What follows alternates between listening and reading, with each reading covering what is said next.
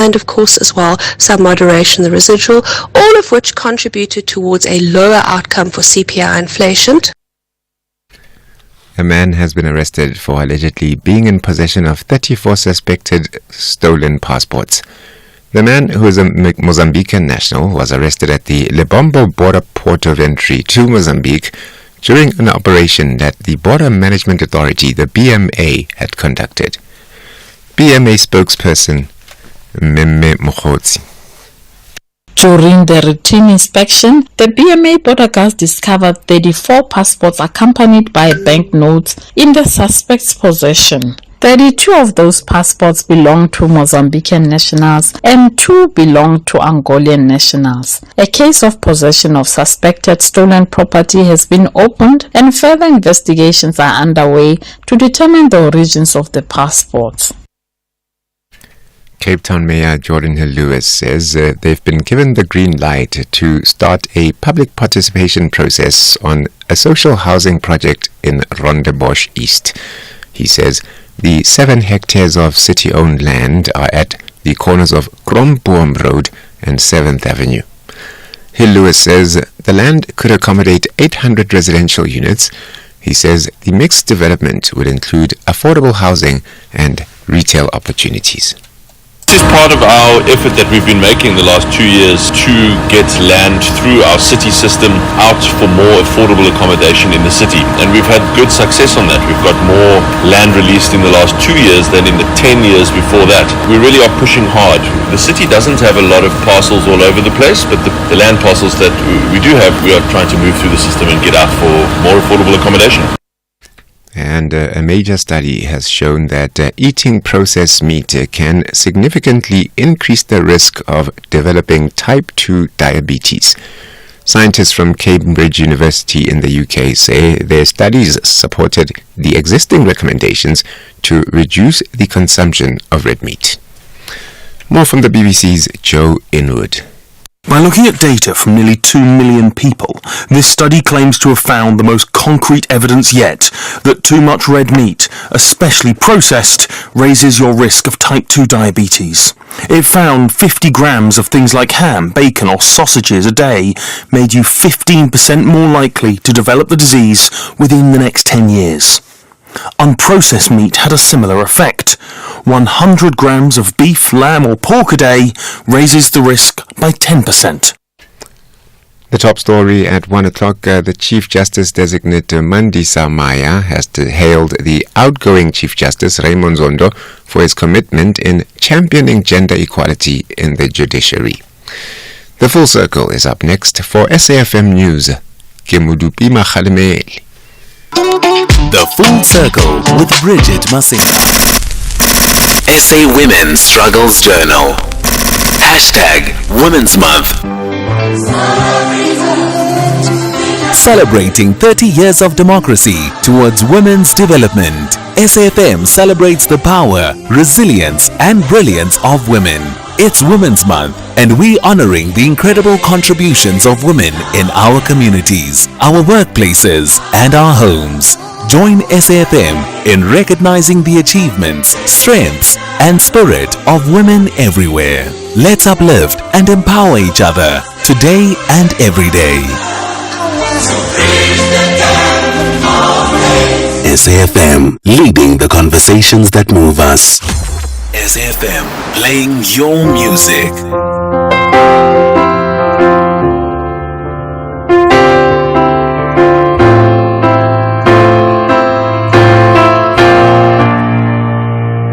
There ain't no gold in this river that I've been washing my hands in forever. I know there is hope in these waters, but I can't bring myself to swim when I am drowning in this silence. Baby, let me in. Go easy on me, baby. I was still a child, didn't get the chance to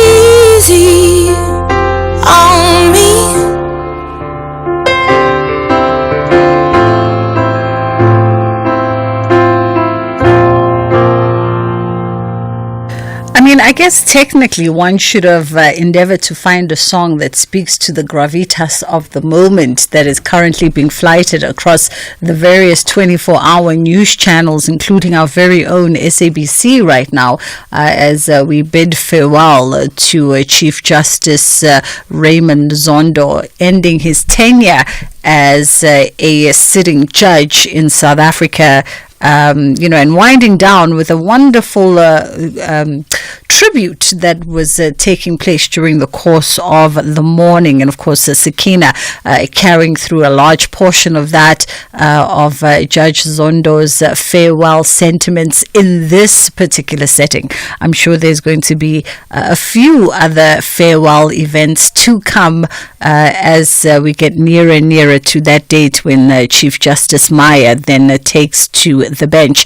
That was Adele coming through with Easy on Me, and this one, of course, came from her most recent studio album 30, which came out in 2021, and on the back of that she's been on an incredible European tour, stationed really in Munich, Germany over the last 2 weeks or so, and performing to audiences worldwide. One might call it a European residency, because why should the great Adele be traveling all over the world when folks can come to her?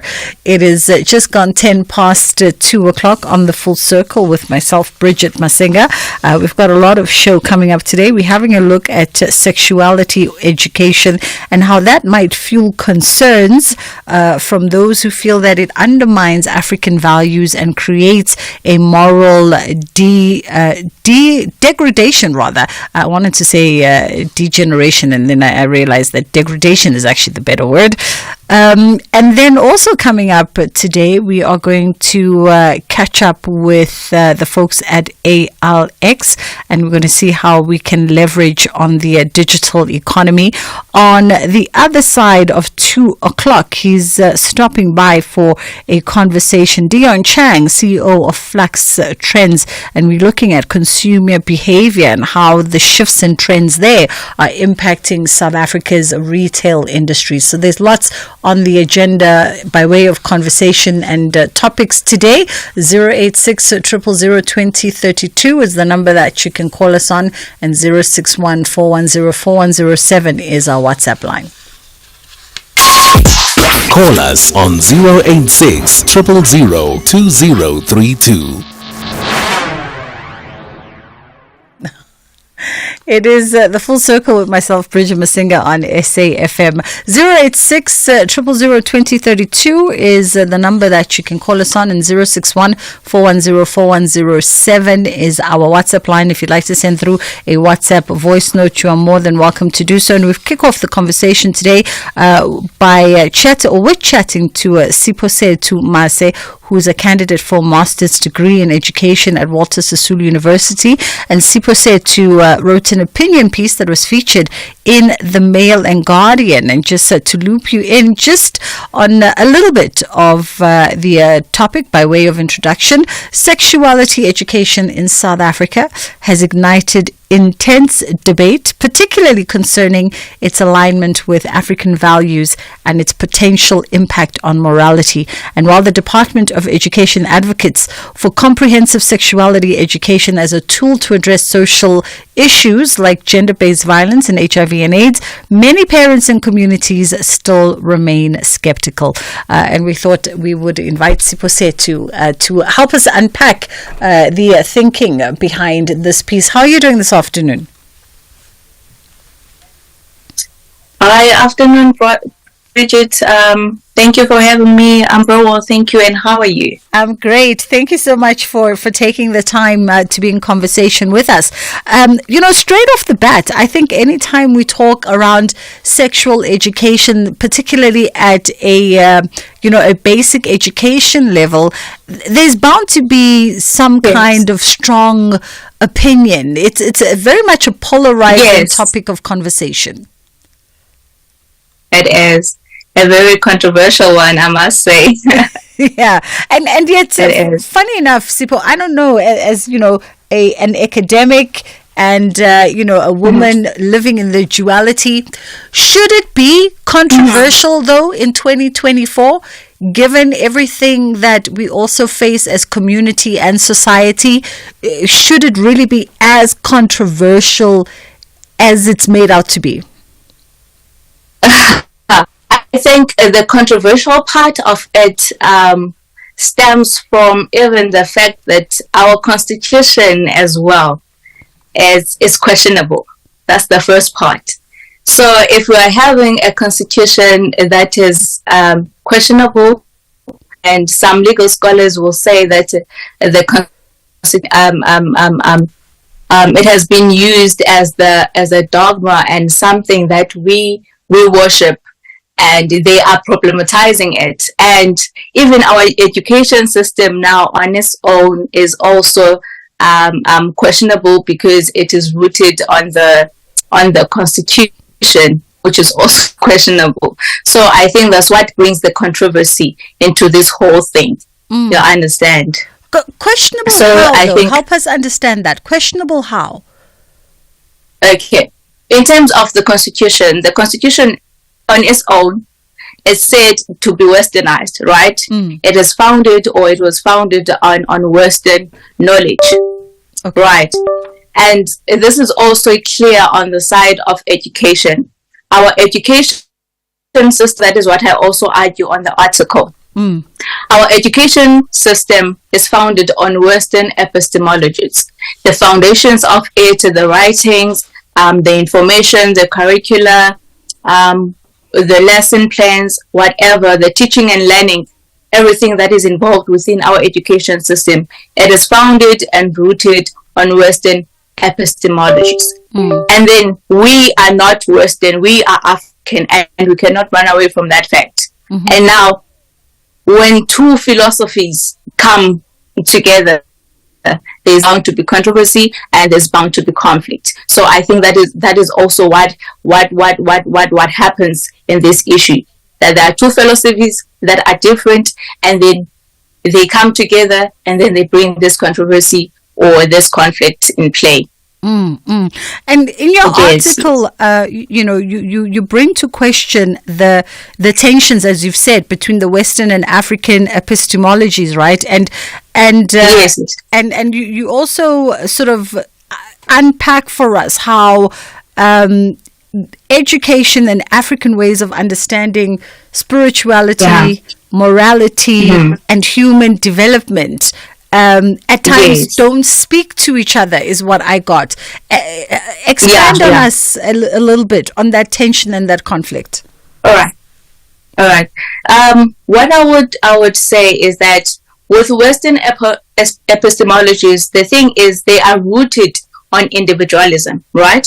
And they are also rooted on rationalism and also alignment values, which is opposed to our African values or our ways of doing things. We as Africans, our way of doing things is based on community values or shared opinions, right? And also we base our ways of doing in spirituality and ancestral wisdom. So with African epistemologies, the thing is they are rooted on oral tradition and our ancestral guidance or wisdom. You'll find that the issue now is that on Western ways, our education system, like I said, it is based on Western ways of doing things, right? The Western ways of doing things, it tells us that a 12-year-old little girl is able to consent to sex and is allowed to go and do abortion at the clinic on their own. That is individualism, the sense of individualism that is promoted by Western epistemology, right? Then when you come to our ways of doing things as Africans, we believe in preserving the innocence of a 12-year-old or of the children. Even our parents, I would say, they grew up being told that as a young girl, you need to preserve yourself, take care of your body. Even if you reach adolescent stage, they will do rituals for you, or some of them which we call like the rite passage or the age passage, right? Where they pass you from girlhood to womanhood. But then with the Western ones, the conflict now becomes with parents, as African parents, we say, okay, as a young girl, preserve yourself. But then on the Western context, they say, as a young girl, you know what, you can consent to sex, and you can do sex, but when you do sex, do what? Use a condom. So that's what they promote. So now these ideas, they conflict, and that now the child is at the center, and they need to decide. Whereas when you say a 12-year-old cannot consent to sex, because when you go to psychology now, psychologically that child is not fully developed to hand what the real world is all about. But so those conflicts, they come in play at that. Let me interject here for a second, Siposetu, and I wonder though, are we not being are you not being rudimentary at this point by way of overly simplifying sort of the Western and African epistemologies in this case? Because it's not as black and white and as clear cut as you say, the individualism versus the collective of the African and the Western. No, it may sound like that because it is a complex issue. Like I said, even our education system is rooted on Western ways that do not align with our thinking as Africans, with our ways of doing things as Africans, right? Another example that I will bring into play is that, when a learner or a child at school does something wrong, or they break a law or the disciplinary codes, the very first person that they call a school, or the very first point of reference at school would be the parent, right? When the child has misguided or has been misdirected from the moral ways of doing things, right? The first point of reference will be the parent. But then again, this very same child has consented to sex and now decides to say, okay, no, I don't want to keep the child. They are free now to do what? To do that on their own without consulting their parent, which I think for me, it is fairly unfair. Because how do you then say that the parent must guide this child, but at the same time, their rights are limited to a certain extent? Yeah, I guess maybe, this is where as a presenter I must restrain myself because I think we can agree to disagree, even in the example that you put forward. Hence why I say that I think perhaps you're making it be a little too black and white, and it's not as black and white in a lived experience.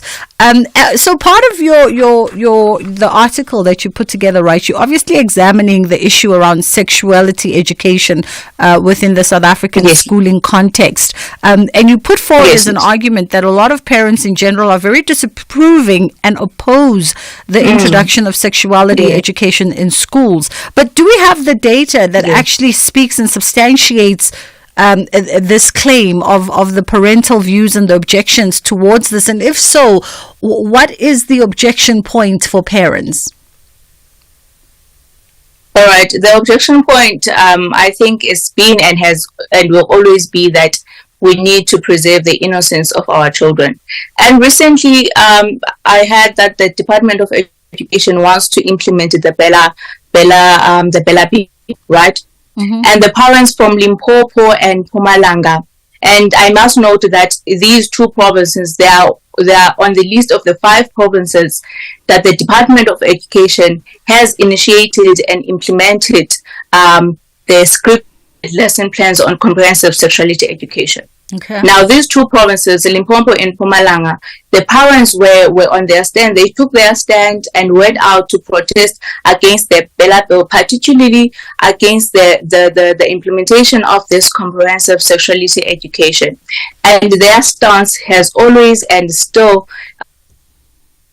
innocence of these children needs to be preserved. And also, I think what they also said, because now South Africa has been said to be a secular state, right? Now, they are saying that as a secular state, we understand that, but also do not totally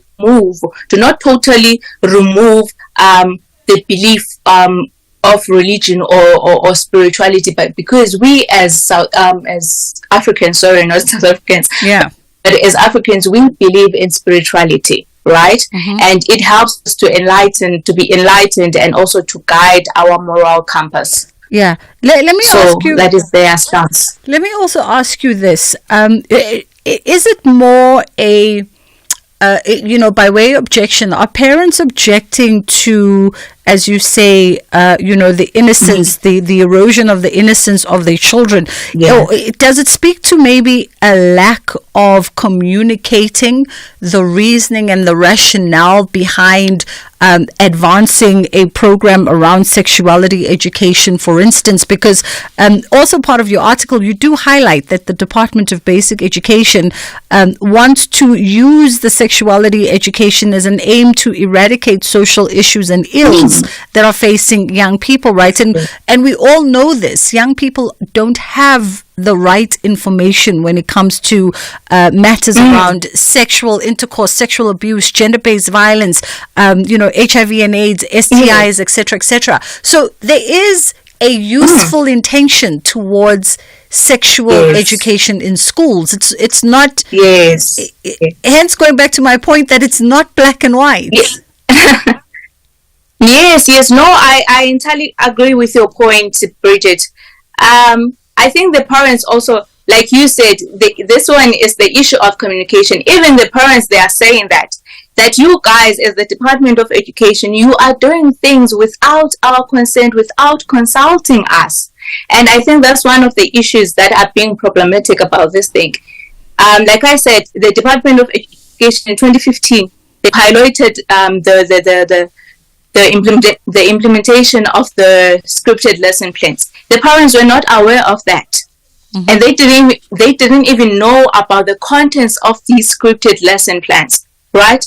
And I think even now, the Department of Education is not doing enough to say, okay, this is what entails, that this is what is entailed on the scripted lesson plans. So I think, yes, the issue of communication, I think I've also said it on the opinion piece, that parents as the critical stakeholders, they need to be consulted because they have the best interest of their children at. So yes, Bridget, it's like that. All right. Johan also wanted to find out from you. He says to please ask you, how does your view account for all the under 16-year-old mothers in our country, and what would the solution be in those instances? Yeah, that's what I was trying to say on the article, that we have this sexuality education for almost a decade now, because it was implemented in 2015. The scripted lesson plans were implemented in 2015. But how effective has this sexuality education been? Because we have seen the rise on on teenage pregnancy. We have seen the rise on GBV plus femicide, right? So there's no way to say now that the sexuality education is effective enough. Hence, I was saying now let's look at another way of doing things. Let's look at our ways. How can we consult the parents? What can we say as Africans? What can we do? How do we bring the innocence that we stand on, the innocence of our children, the moral compass of our children? How do we bring these elements together? Elements now that are Afrocentric, elements now that speak to us as Africans. Yeah. Right? Without adopting now the Western values and Western ways of doing things. I mean, very interesting conversation, and I think you cause us to pause and think about a lot of things. And I think the one thing that we're all in agreement with in society is that the solutions don't just lie squarely on the Department of Education. Yes. Perhaps for them, this is their way of trying to plug into a greater conversation that requires a more 360 social intervention. But we fast run out of time. Sipho Setu Mase, thank you so much for the conversation today. And Sipho Setu is a candidate for a master's degree in education at the Walter Sisulu University. And of course, that piece is available for you to peruse at your leisure on the Mail and Guardian. It's just gone 1:30. Medupi Makhalamele is standing by with your headline news. much, Sister Bridge, and a very good afternoon. In your headlines, the former PA to ex-Free State Premier Ace Magashule has filed an urgent application in the Free State High Court for an order declaring her arrest unlawful and unconstitutional. Deputy Defense Minister Bantu Holomisa says calls for the military to be deployed to Mthatha in the Eastern Cape to deal with extortion rings are premature. And Chief Justice designate Mandisa Maya has hailed the outgoing Chief Justice Raymond Zondo for his commitment in championing gender equality in the judiciary. And those are your headlines. A full news update, 2 o'clock. Catch the Tastemaster Junior this Tuesday evening at 7 on SABC2 as the top 8 take on a new challenge. This week, they delve into the world of social media and learn what it takes for a recipe video to go viral online. Working together, they must create their own unique version of a famous social media bake. That's the Tastemaster Junior this Tuesday at 7, repeat Wednesdays at 1 and Sundays at 4 p.m. only on SABC2.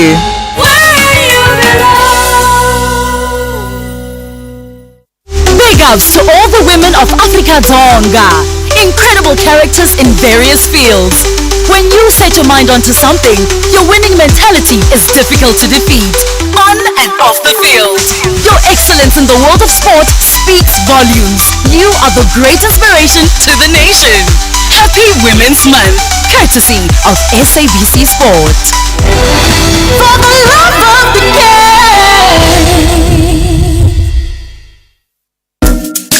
SAFM is celebrating its 88th birthday, and what better way to celebrate than with you, our loyal listener. We will be giving away 8,800 to 10 lucky listeners during the month of August.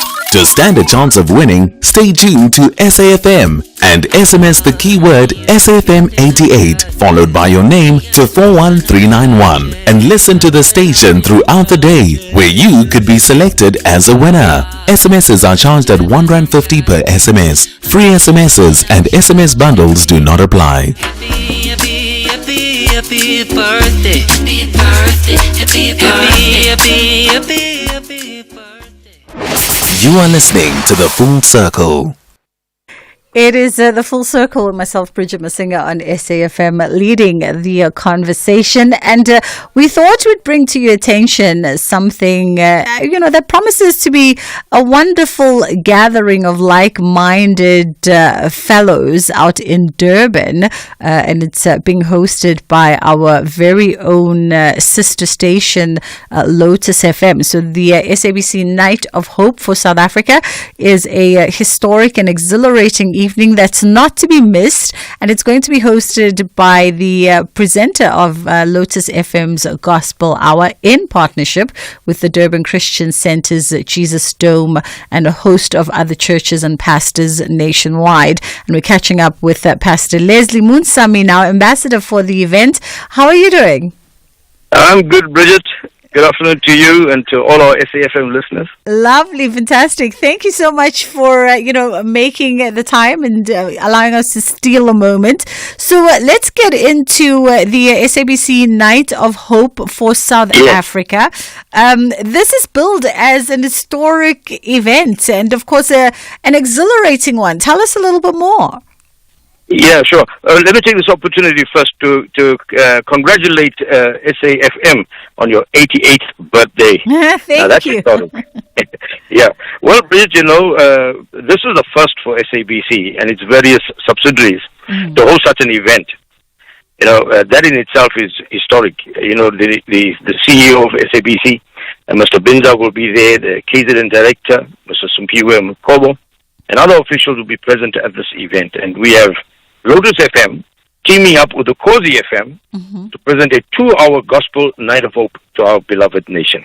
Wow. And we graced with our guest artist, Pindi P. And she's on track to inspire us in song. So you talk about a social cohesive compact. Yes. It is here on the Night of Hope. Now, tell me this, Pastor Leslie, what necessitated, this gathering? Because a lot of people have been calling for some kind of collective spiritual gathering of sorts. And here you are making it happen as Ukhozi and Lotus. Absolutely. You know, for many years, our country has suffered immensely under the system of apartheid, and all the negativity that came with it. You know, and the way we got out of that, it was to address it in our songs. During those days, we sang our songs of hope, like songs like Senzeni Now. What did I do?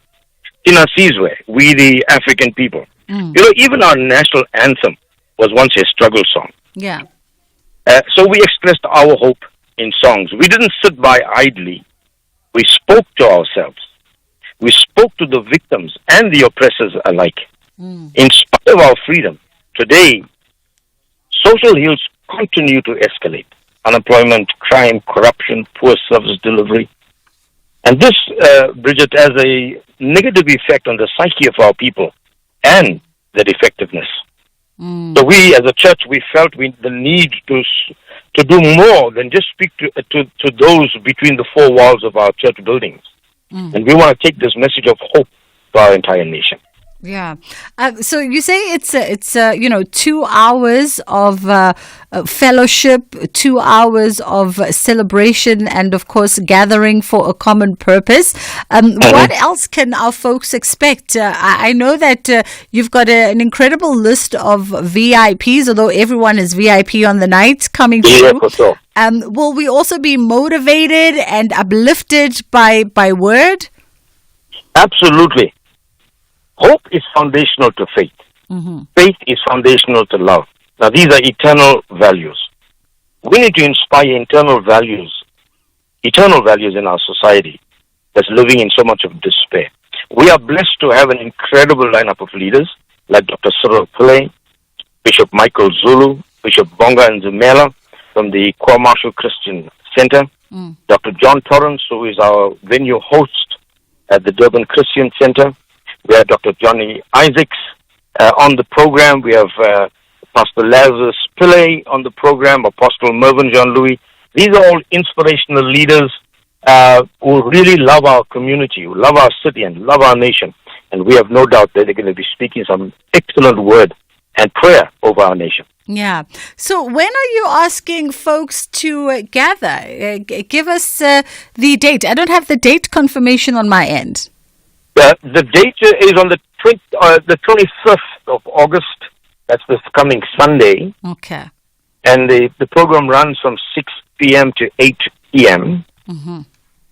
That's on the Lotus FM Gospel Hour. Yeah. 87.7 to 106.8 FM. Lovely stuff.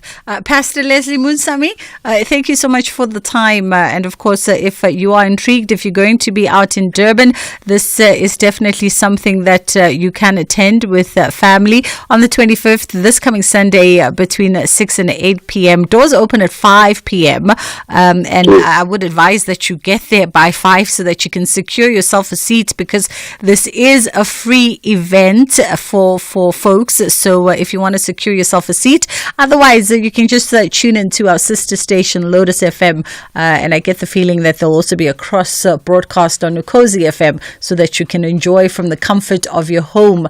It's just gone 22 or approaching 2 o'clock. We're going to take a quick pause here and then we come back on the other side of this. Today's World Entrepreneurs Day, and we're going to have that conversation. Every day our children are exposed to relentless marketing of unhealthy foods where they live, learn and play. This aggressive marketing of unhealthy foods to children can shape their eating habits and food preferences for the rest of their lives. I'm your host, Crystal Audison. Is big food stalking our children? Watch Chew on This on healer.org on Thursday, 15th August at 3 p.m. Our Tucks have a great plan to illustrate that they are not just intelligent students in class, but on the field of play as well. Meanwhile, the Zuma-based outfit want nothing except for 3 points to run away from the unpleasant zone. The capital city confronts eThekwini. This is the Hollywood Bet Super League. Catch the Mzansi Queens of the beautiful game, University of Pretoria Ladies FC versus Lindelani Ladies FC on Sunday 25 August at 11 a.m. live on SABC Sport on DTT Channel 4. Also available at your fingertips on SABC Plus and SABCSport.com. Hashtag We Love It Here. Brought to you by SABC Sport. For the love of the game.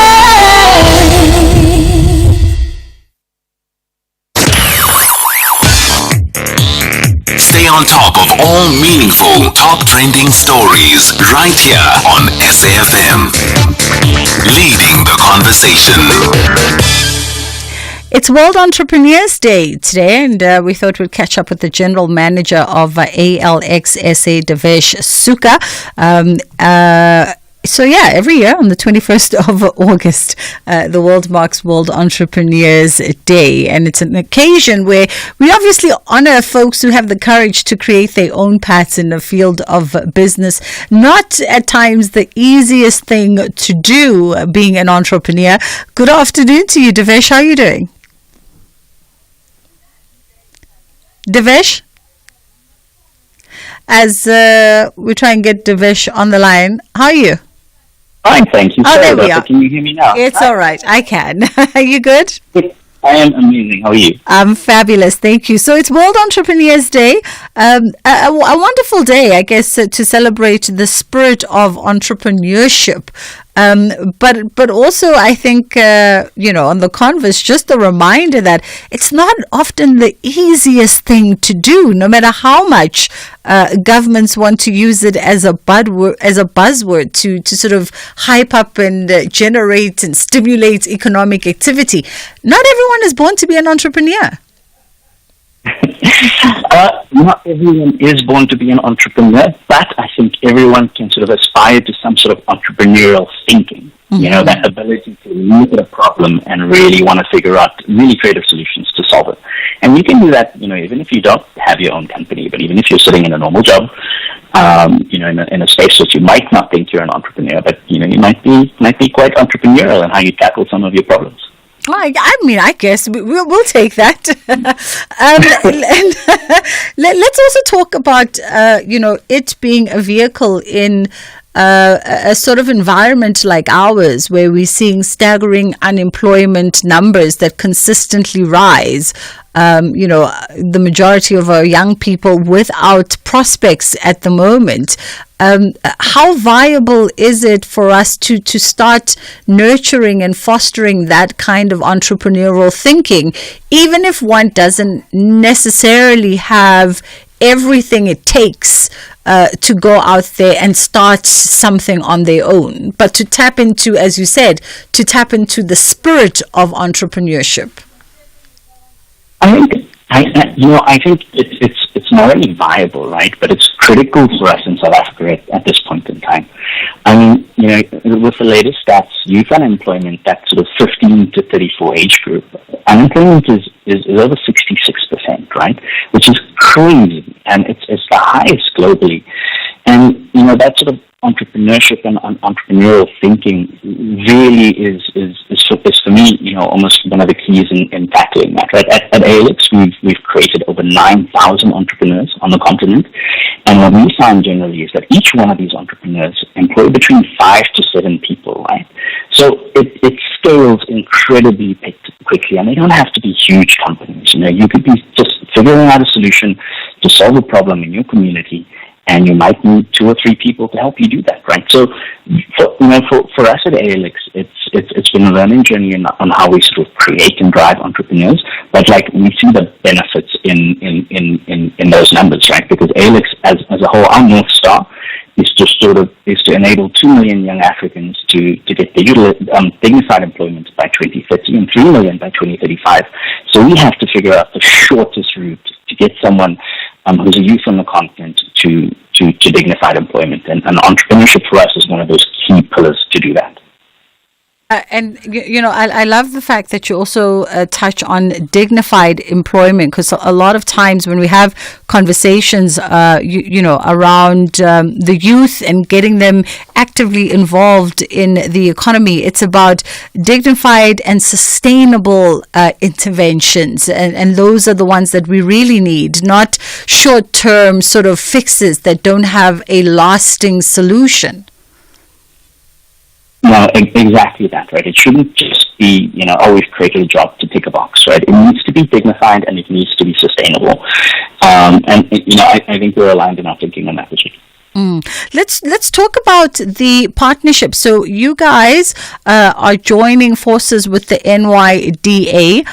Tell us more about what makes this partnership groundbreaking, and also what you sort of aim to achieve from your perspective.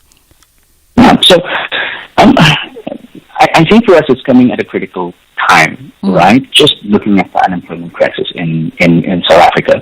ALX is really an ecosystem of benefits, right? Like, we try and shortcut young people from where they are right now to dignified employment, right? And how we do that is, we offer fully sponsored tech training, right? We reduce the barriers to entry to that by saying, hey, you don't need a matric, or you don't need experience. If you want to enroll in our software engineering program, you can, right? You just have to pass our selection test and really go and pass our metrics, right? So we offer that. We offer a community, because again, your point about it's hard, right? And you need a community to kind of work with you to do these things. So ALX is coming forward with our sort of ecosystem of benefits. The NYDA, National Youth Development Agency in South Africa, has been around for a long time. They're an incredibly amazing partnership for us. They've done incredibly good work.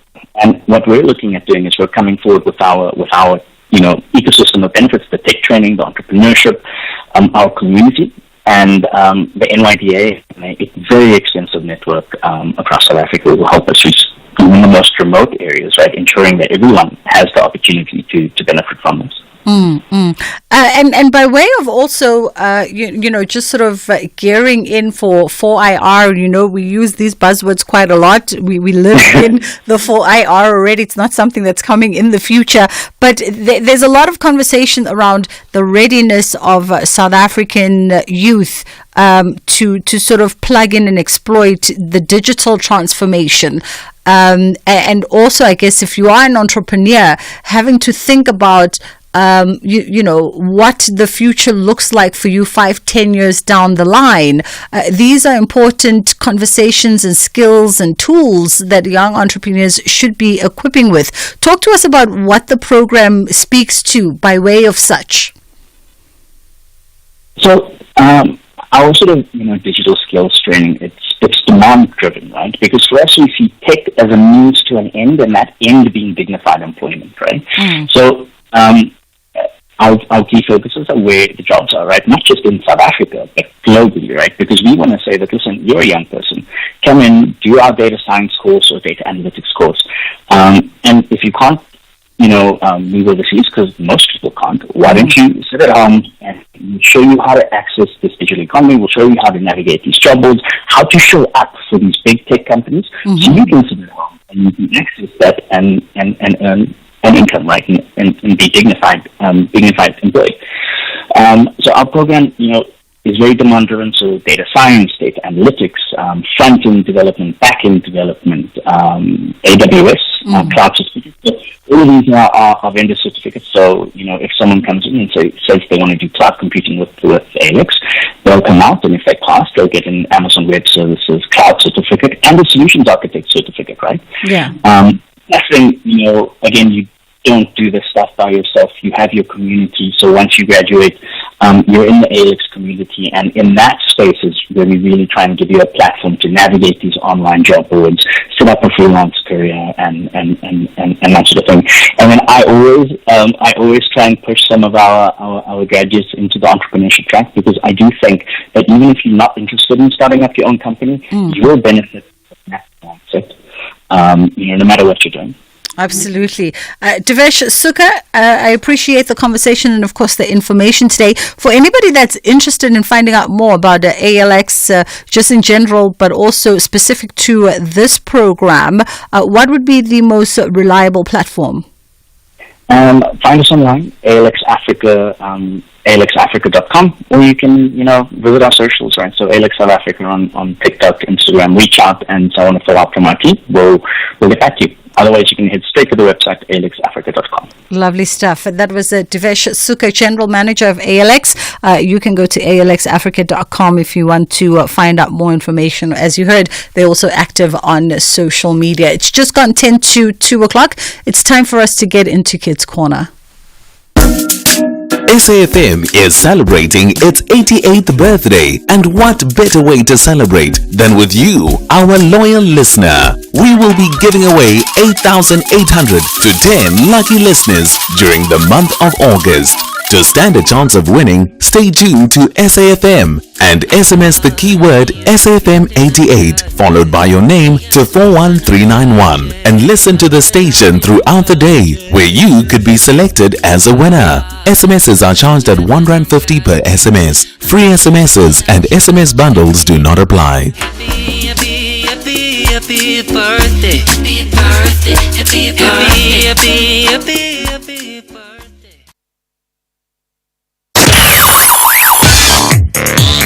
Stay on top of all meaningful, top trending stories right here on SAFM. Leading the conversation. This program is brought to you by SABC Education. Enriching minds, enriching lives.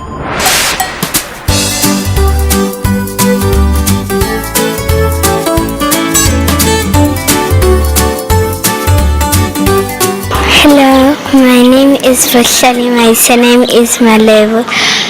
I am in grade 4B. I learn in Fatam Public.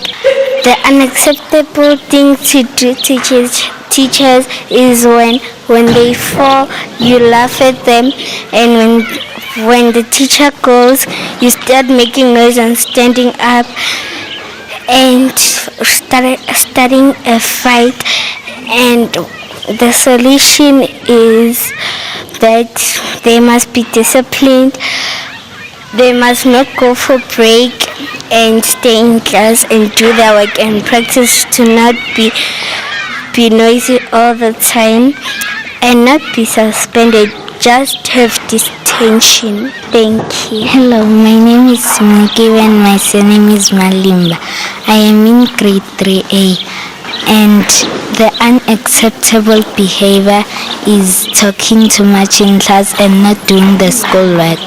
To children who are doing that, they must be beaten by teachers or punished. Thank you. Hello, my name is Feva Chibikengweke. The behavior I think is unacceptable is playing around when the teacher is not there, making noise, ignoring the teacher and also disrespecting them.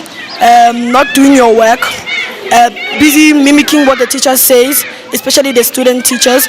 Thank you. Hello, my name is Nkosinati Magwaza. I am 9 years old and I'm learning grade 3. The behavior that is unacceptable at school is disrespecting, and the second one is not listening to your teacher. And that is my only two behavior that is not allowed in class. Thank you. Hello, my name is Dumelo and I'm currently in grade 6. So I think that the behavior that is not acceptable at school is like bullying and disrespecting the teachers, because like some people like running around while teachers are not there and during while teachers are there, because they take advantage of the softness towards them. So I actually don't like that. They also like mimicking the teachers while the teacher explains something and they're not listening. At the end of the day, they're the ones who are affected. Thank you. Hello, my name is Anat. My surname is Makwas. The behavior that is unacceptable is when the teachers explaining and don't listening, and when the teachers are going to print their papers, they are going to be talking and disturbing other children. Thank you. Hello, my name is Divine. My surname is Nweke. I am in grade 3. The unacceptable behaviors in school are disrespecting the teachers, not listening, and talking too much. When I see other kids doing that, I stop them. Thank you. Hello, my name is King David. My surname is Eze. The unacceptable behavior is bullying the teachers by disrespecting them, ignoring them when they're talking to you. For example, you're sitting in a chair in the wrong way, they say sit properly. You sit properly when they're not looking, you continue sitting the way they don't like. When I see other people doing unaccepted behavior, sometimes I report, sometimes I leave because they might try and attack me after school with the whole group. So if I see them doing any forbidden games or grabbing people's heads, including mine, that's when I could really report. Thank you. Hello, my name is Imange. My surname is Matiazwa. I'm 11 years old, and I think that unacceptable behavior is disrespecting teachers, not listening to them, swearing at them, and when not keeping quiet, I try to tell them to keep quiet, but they don't listen because our class is one of the most noisiest grade 5 in the school. The solution for helping the naughty grade 5 is to discipline the naughty learners in the class. How I think they should be disciplined is to be suspended for 14 days and usually get beaten by their parents. Yeah, thank you. Hello, my name is Robotile. My surname is Masekwa. I am in grade 5C, and the unacceptable things that you should not do in class is disrespect the teachers and swear at the teachers. And when I see other children doing unacceptable things in class, I report them, or sometimes I leave them, or I just tell them to stop. Thank you. Hello, my name is Angela. My surname is Koza. I'm 9 years old and I learn in Parktown. I am in grade 3A. I think my class is the quietest class in from the whole school.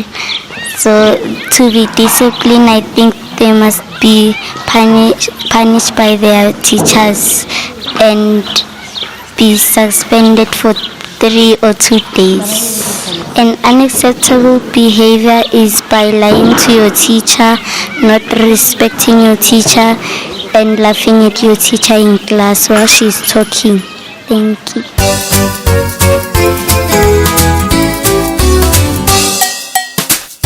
Hello there!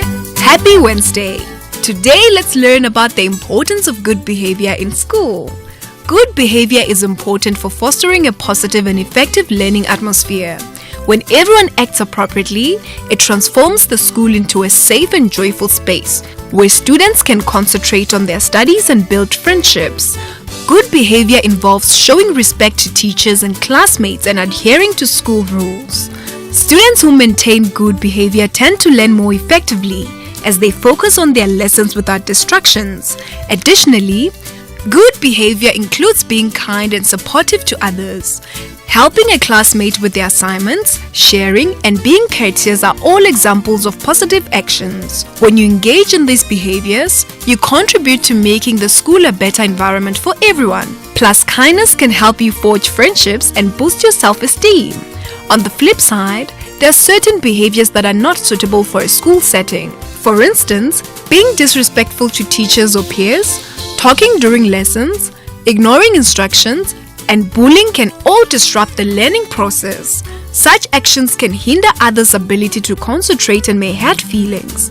It's important to remember that school is primarily a place for learning, and poor behavior can prevent everyone from achieving their best. If you notice someone behaving inappropriately, it's vital to address the situation calmly and respectfully. You might start by gently reminding them of the school rules or asking them to stop. If they don't listen, it's wise to inform a teacher or another student who can assist. It's important not to participate in or overlook bad behavior, as this can exacerbate the issue. Good behavior in school is important because it promotes a safe and effective learning environment. Inappropriate actions such as rudeness and rule breaking can disrupt this environment and make others uncomfortable. Choosing good behavior at school will contribute to a positive and supportive school community.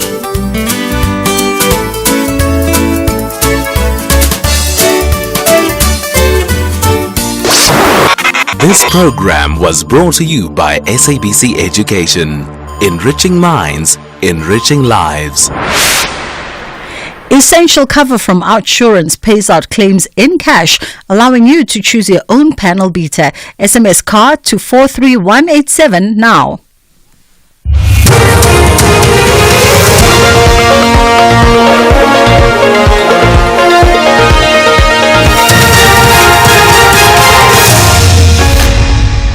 The top stories at 2 o'clock. Cholota challenges her arrest and Zondo praised for transforming the judiciary.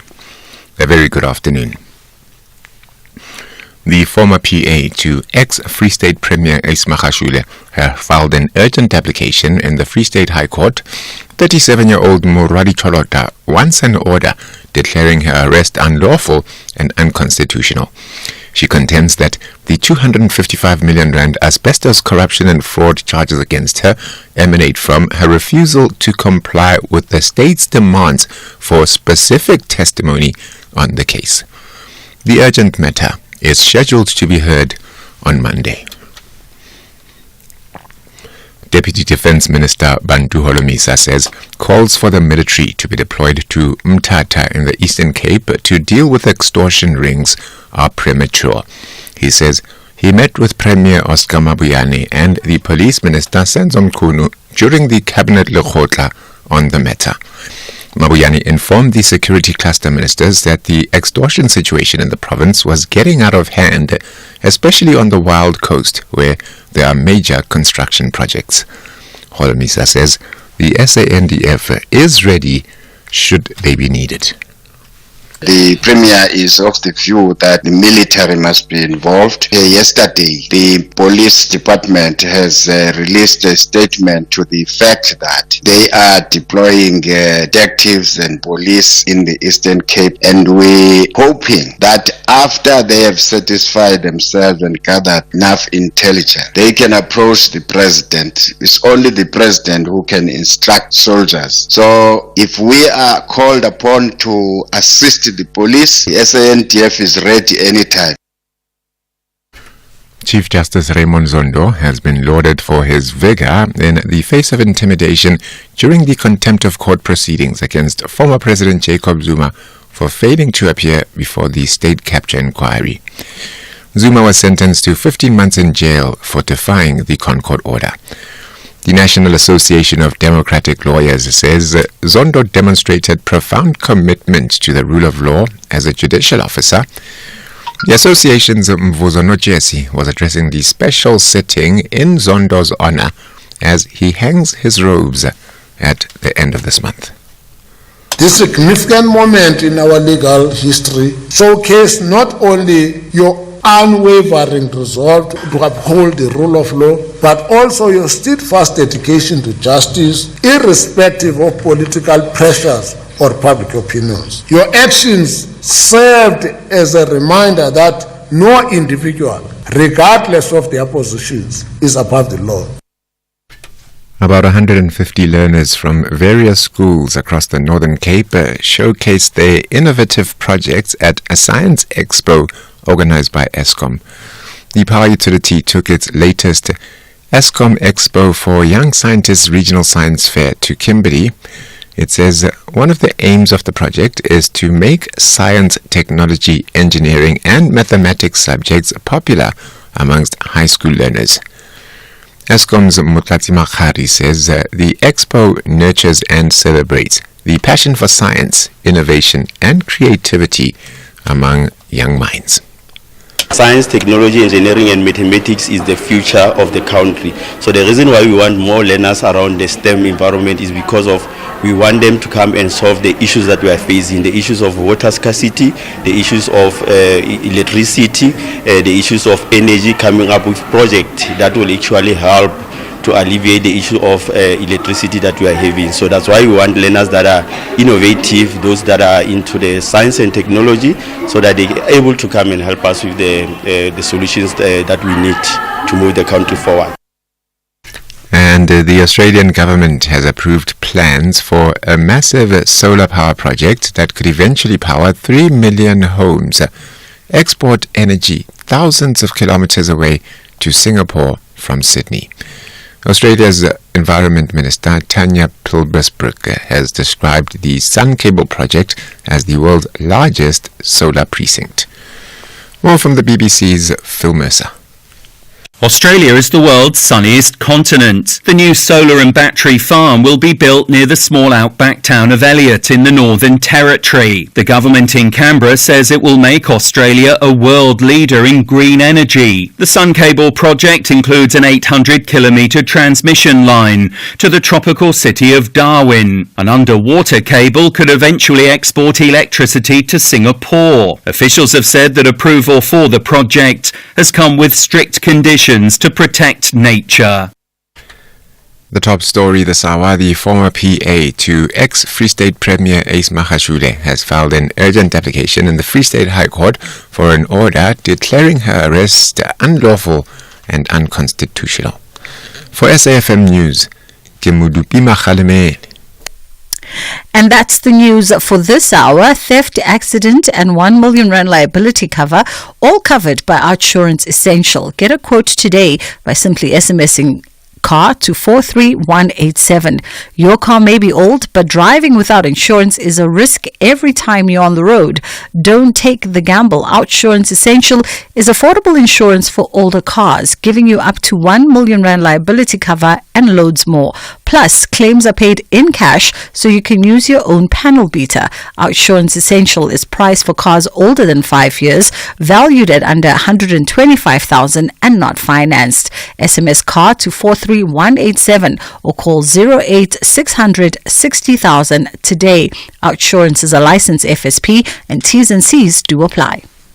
The Full Circle with Bridget Masinga.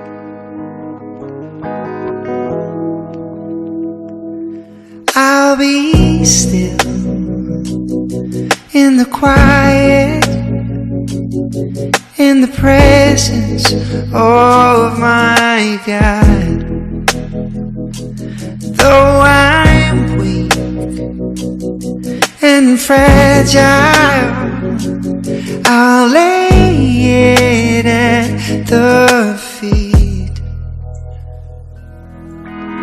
I don't need to say much, 'cause you know me so well. I'll just wait for your touch. That's all I need for real. Oh, that's all I need. I do not walk alone. I do not walk alone. This I know. This I know. I do not walk alone. I do not walk alone. This I know. This I know.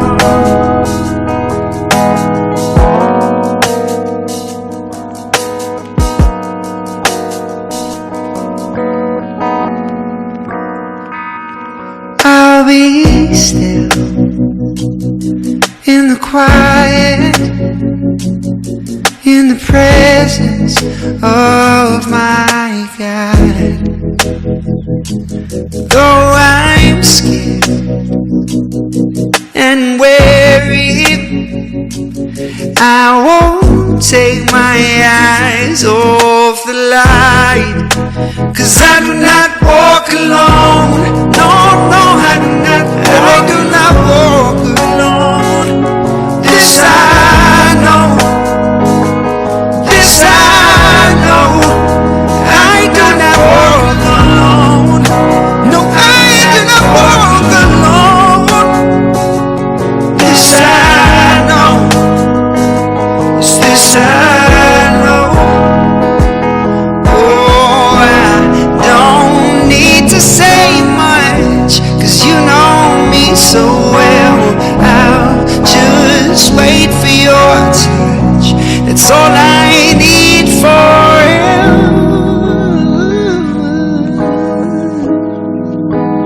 We do not walk alone. We do not walk alone. This I know. This I walk alone. No, we do not walk alone. This I know. This I know. It is Jay Something coming through with I Do Not Walk Alone. He released this one for our enjoyment late last year. It was sitting in the archives of his laptop, where he confirmed on this very show that he's got tons and tons of unreleased music and stuff that he worked on during lockdown. I Do Not Walk Alone. He was just in Kenya, of course, with the group performing there with Mikasa to sold out audiences, and he's back in full swing, just doing his thing fully and wholly. That was Jay Something, one of the members of Mikasa, coming through. It's gone 10 past 2 o'clock on the Full Circle with myself, Bridget Masinga, on SAFM, and it is Wednesday today. So on Wednesdays, after 2, we also explore themes around relationships and those interpersonal connections, and today is no different, and we are looking at what self-love truly means and ways to cultivate it. We also, though, are going to be catching up with a musician, trumpeter, and of course a Standard Bank jazz artist, young jazz artist Mandla Mlangeni is going to be joining us. He's going to be part of that festival that's happening at the UJ. We spoke about it last week. Remember, the UJ Weekend of Jazz. It's taking place on the last weekend of August. So he's coming through for a quick catch-up in this hour of the show.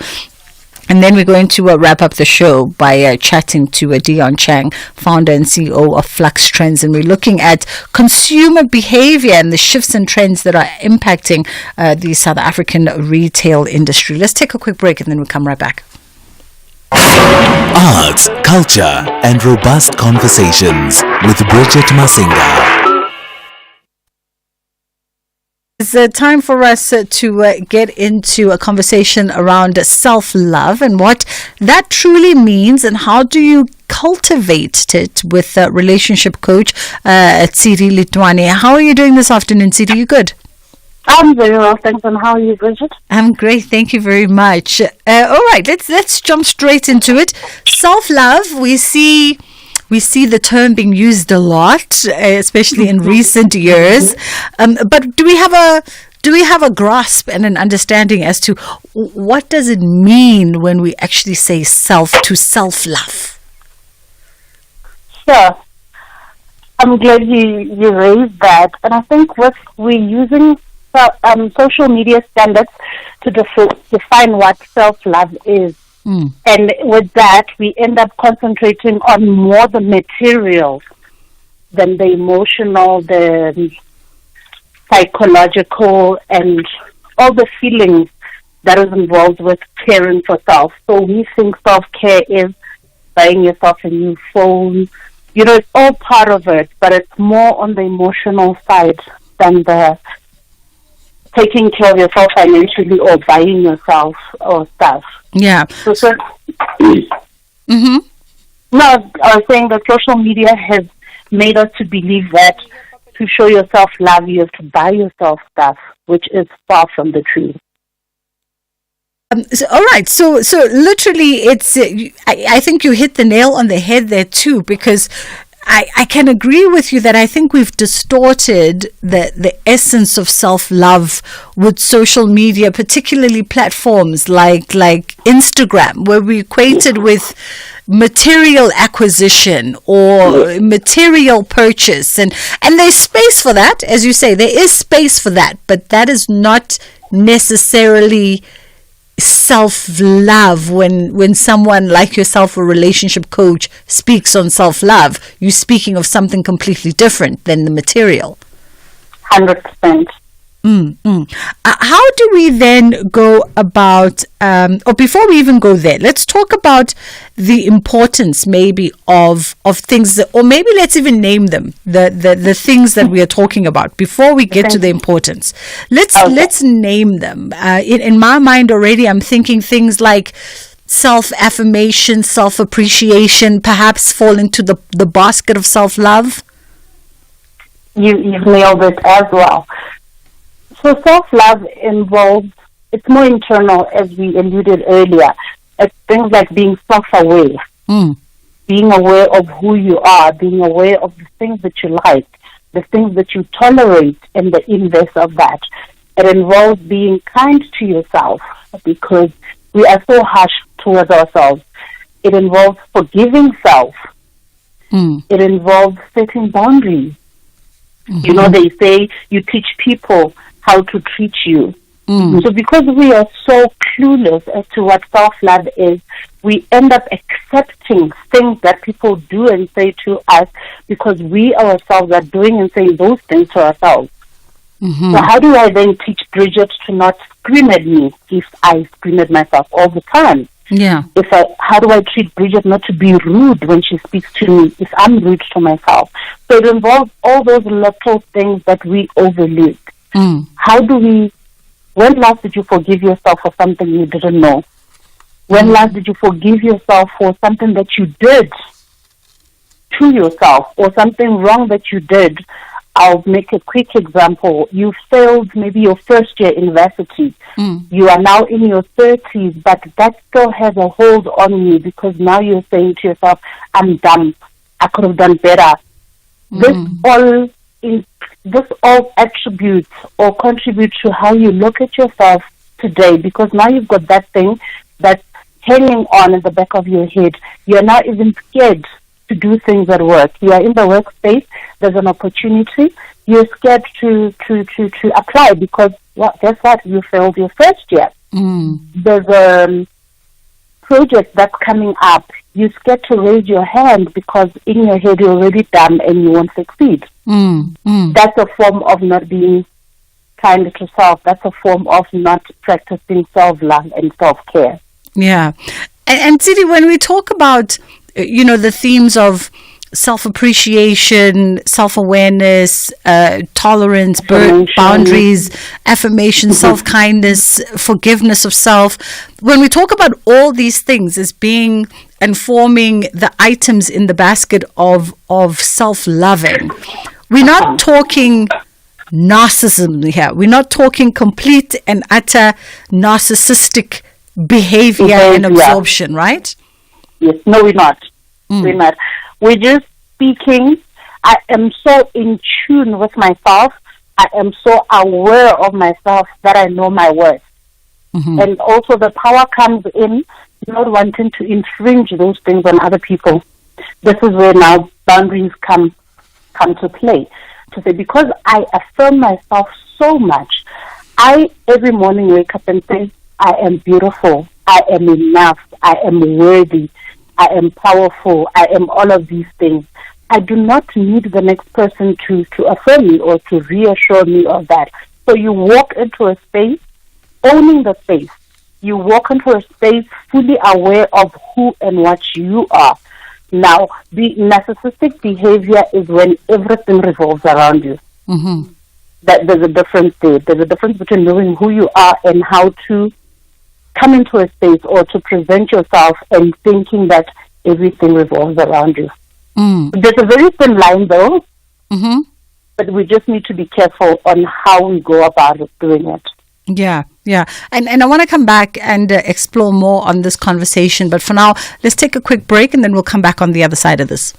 No problem. Yeah, we can do this. It's been a long time coming. This deserves to grow. It's a great business. If they don't like it, someone else will. And fund me so I can expand. Maybe I can offer them shares. I need to retain equity for staff. It's going to be good for recruitment.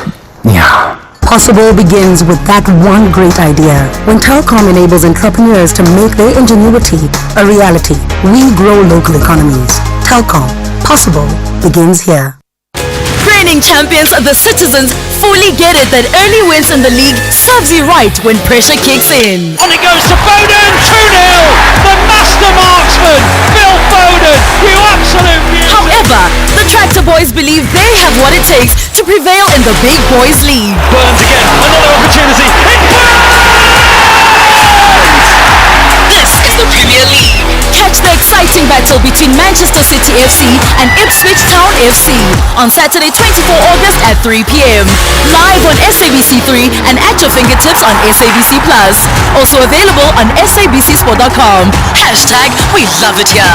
Proudly brought to you by SABC Sport. For the love of the game.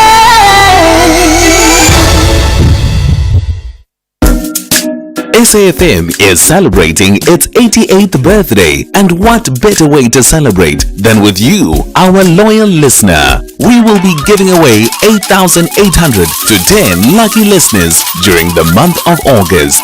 To stand a chance of winning, stay tuned to SAFM and SMS the keyword SAFM88 followed by your name to 41391 and listen to the station throughout the day where you could be selected as a winner. SMSs are charged at R1.50 per SMS. Free SMSs and SMS bundles do not apply. Happy birthday, happy birthday, happy birthday, happy birthday.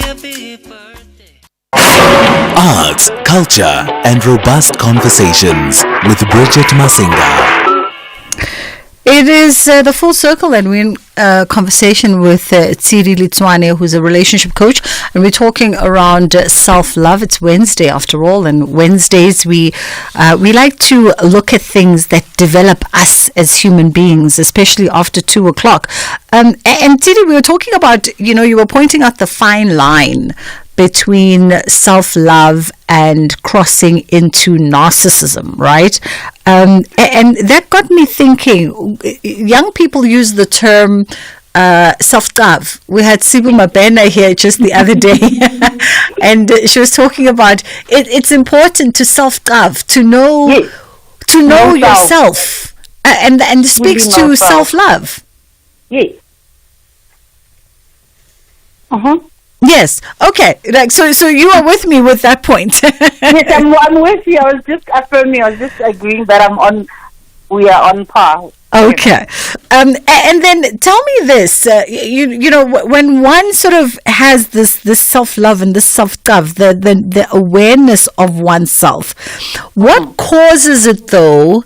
If we have to look at folks that don't innately have it, people that don't innately walk in that power, what has caused the lack of it? What has sort of broken that connection to it? Is it something that we can trace back maybe to childhood or certain experiences and events?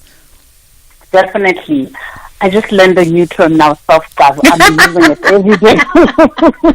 I'm using it every day. Being youth and Dala, we learn every day. Every day. Every day. I like what you highlighted there. We can definitely trace it back to how we were raised. We can trace it back to trauma. And we can trace it back to our experiences. It's said that our experiences shape us into who we are or who we become. So we are, as a human being, collectively our experiences. So you didn't just wake up and become the Bridget that you are. Everything that you've gone through, everything that you have learned, every pain, every joy, every smile, every cry has shaped you into the Bridget that you are today. Right?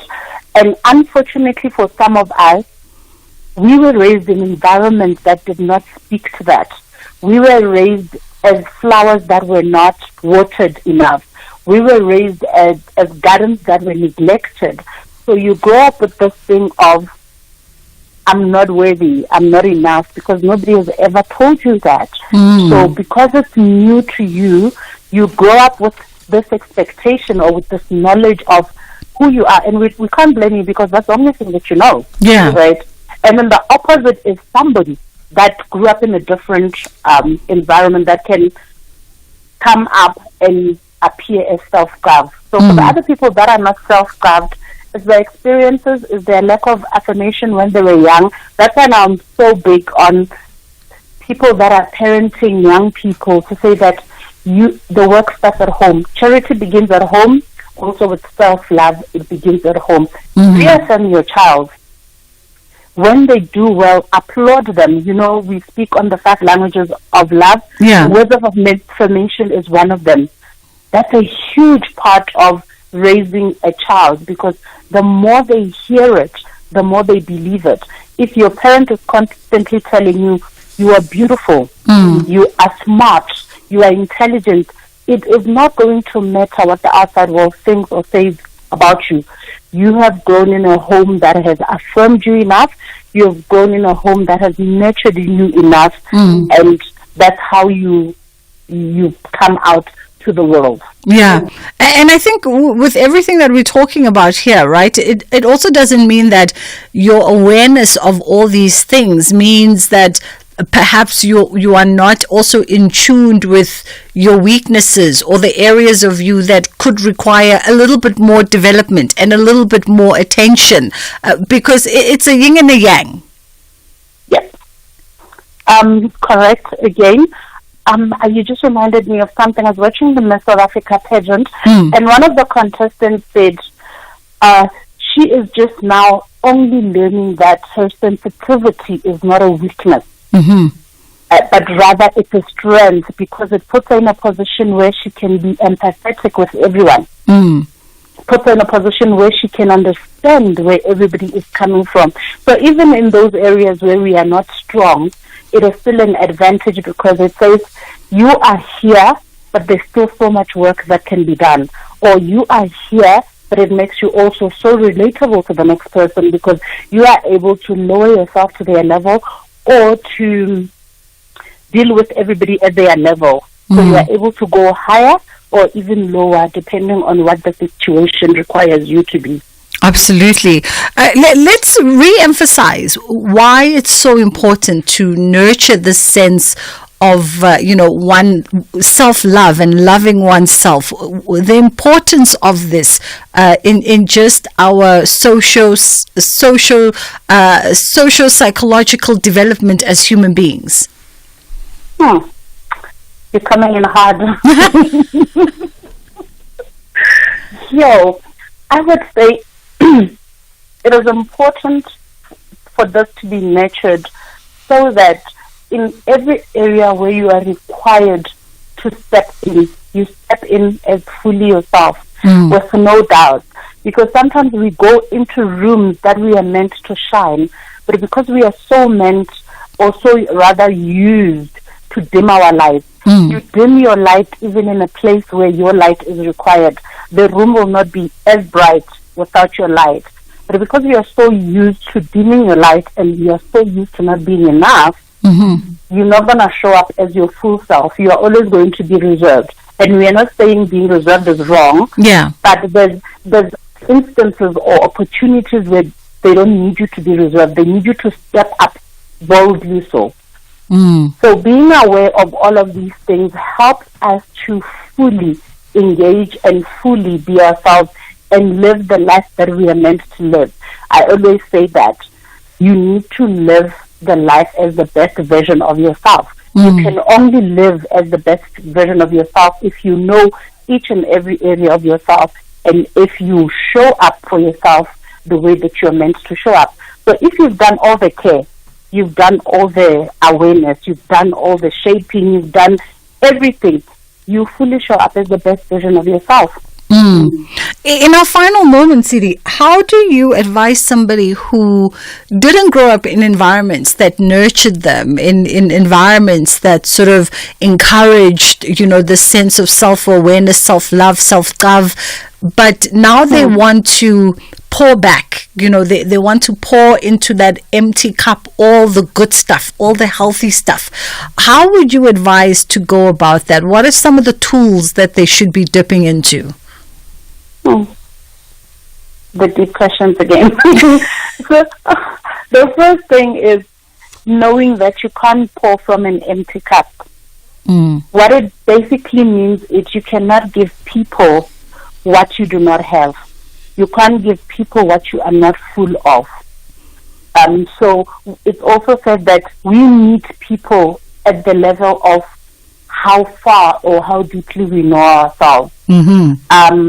My favorite song by Bom Shaka, How Nyaka Lerato, or How Nyaka Horato Ke Batho No Thoma O Ithate. So the same love that you are looking for from other people, start loving yourself like that. And the most difficult part about it is it's going to be so uncomfortable in the beginning because you're not used to self-love. You are not used to talking kind to self. You are not used to loving self. So a simple step would be find a piece of paper, write down all those things. I always say look at somebody, a role model or somebody that you aspire to be. Write down all the qualities that you think they've got. Okay, I want to be like Bridget. Bridget is kind. So in the space of Bridget, I put I am. So instead of Bridget is kind, I'm going to say I am kind. I am enough. And I am so and so. Until your list is full. Let's start with 5 qualities about yourself that you like. You write them down. 5 physical attributes that you like about yourself. You write them down. 5 of everything. Then every morning, you affirm yourself with all of that. Every morning you start, I am beautiful, I am kind, I am so and so, I've got beautiful legs, I've got nice hands, I've got all of this. The more you do it, the more you start to believe it. And the more you believe it, the more you attract all of these things and the more they start manifesting. Lovely. Tsiri, let's leave it there today. Thank you so much for the time. And of course, and I think for our listeners that might be feeling a little sense of depletion and maybe feeling a little bit lost, definitely the last bit of advice will go a long way. That was Tsiri Litswane, who is a relationship coach. It's gone 2:30. Madupi is standing by with the headline news. Thank you very much, Sister Bridge. Good afternoon. In your headlines this hour, Action says Nobuhle Mthembu has been elected as the new Speaker in the city of Joburg. The National Director of Public Prosecutions, Shamila Badoyi, has assured that there will be justice for those responsible for state capture. And the former PA to ex-Free State Premier Ace Magashule has filed an urgent application in the Free State High Court for an order declaring her arrest unlawful and unconstitutional. And those are your headlines. A full news update coming up 3 o'clock. Stages, pages, screens and more on The Full Circle with Bridget Masinga. It's the final stretch of the show, and we're catching up with multi-talented jazz musician, none other than Mandla Mlangeni joins us now ahead of the big weekend that is taking place at the end of the month. We were speaking to the folks at the UJ Weekend of Jazz. It's happening on the 29th to the 31st of August at the UJ Arts Center. And of course, Mandla Mlangeni is on the bill amongst others. How are you doing today? Always a pleasure to speak to you, Bridget, and hello to the listeners out there. And I'm very well, thank you. Thank you for the time. It's always a blast speaking to you, which it always means that you are in town, in our neck of the woods, and exciting things are going to be happening. Firstly, congratulations. I haven't spoken to you this year, I think, so congratulations on the Metro FM 2024 Best Jazz Album of the Year. Thank you. Yeah, it was a huge surprise. Was it really? My people to canvas for me. I mean, I was competing with people who had quite a substantial number of followers than I did. So I mobilized my people. Lovely. To desperately vote. I mean, I think you're being modest because it's not just vote dependent, but we know this. We know the quality of work and, of course, the project that goes out. But congratulations on that. Always so modest. Does it feel, before we even get to the weekend, does it feel sort of different every time you get a big accolade? I mean, 2019 it was the Standard Bank Young Artist, 2024 it's the Metro FM Best Jazz Album of the Year. Does each award feel different? This one was extra special because I wasn't actually there in the country at that time. I was actually in New York performing.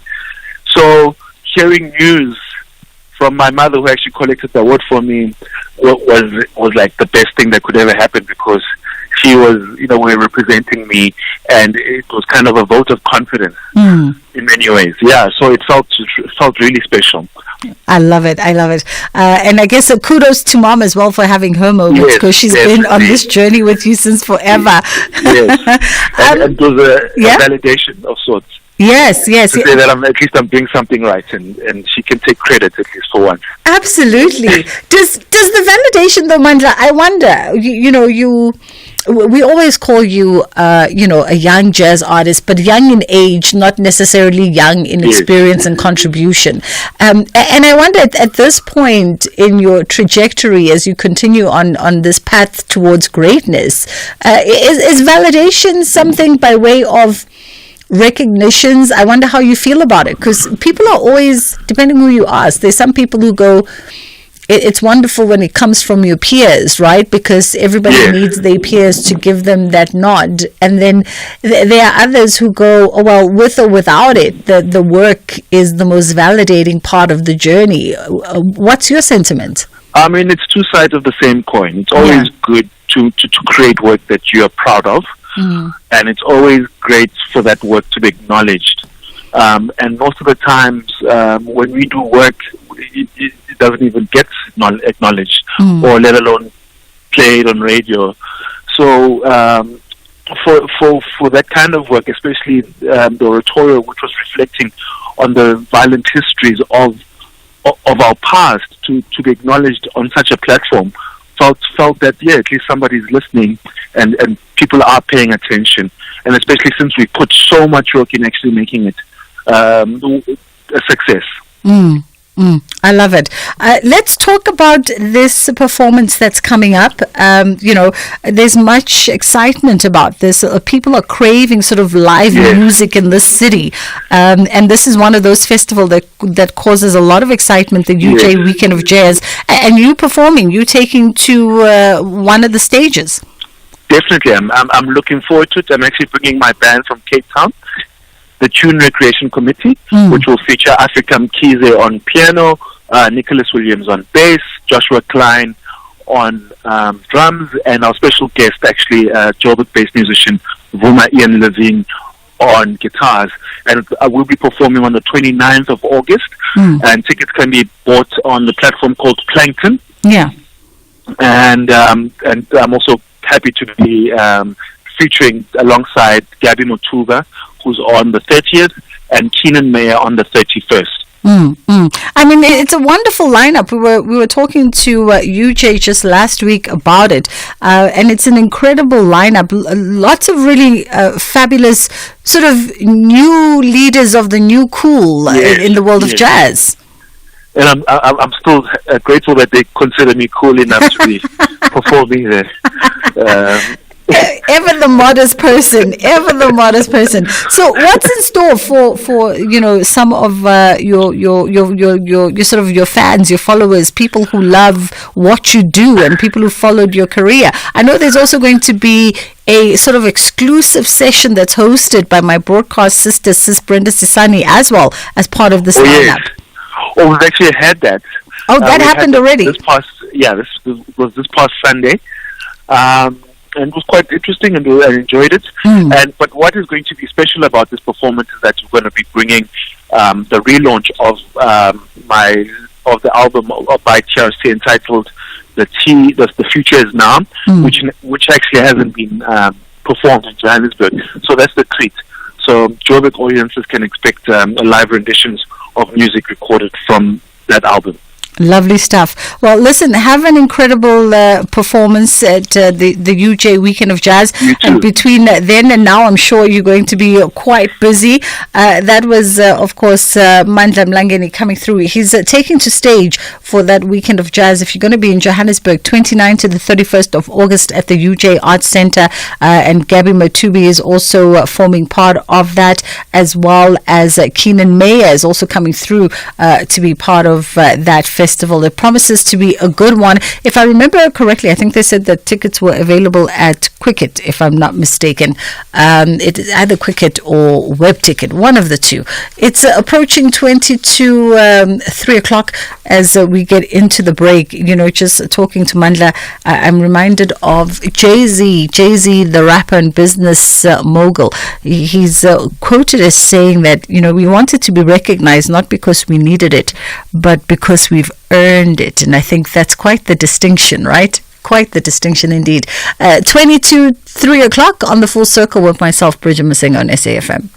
Catch the Tastemaster Junior this Tuesday evening at 7 on SABC2 as the top 8 take on a new challenge. This week, they delve into the world of social media and learn what it takes for a recipe video to go viral online.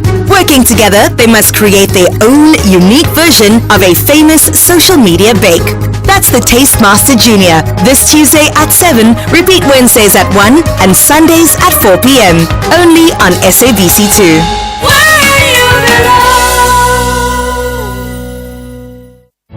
Borussia Dortmund understands the delight that comes with triumphing the opening clash of the league race. But Eintracht Frankfurt are not about dropping points this early. They want to complete their visits to Signal Iduna Park with 3 incredible points. This is the Bundesliga. Football as it's meant to be. Catch the hot contest between Borussia Dortmund and Eintracht Frankfurt on Saturday, 24 August at 6:30 p.m. Live on SABC Sport on DTT Channel 4 and at your fingertips on SABC Plus. Also available on sabcsport.com. Hashtag We Love It Here. Proudly brought to you by SABC Sport. For the love of the game.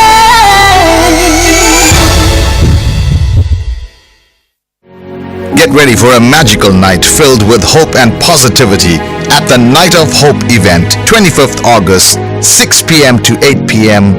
live. Join Lotus FM Pastor Niven Lauman for a special 2-hour broadcast of the Gospel Hour live at one of Durban's most prestigious venues, the Durban Christian Center Dome. This will be a historic reach, calling the greater Durban community to come together for a night of prayer and embrace, together with SABC to present live from the venue to a greater South African audience. Tickets are free. Secure your spot by booking online through Quicket today. Don't miss out on this unforgettable, historic night for South Africa. See you there.